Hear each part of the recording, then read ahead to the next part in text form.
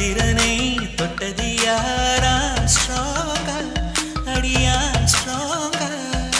சத்தியமாய் தொட்டது யார் நான் தானே அடினா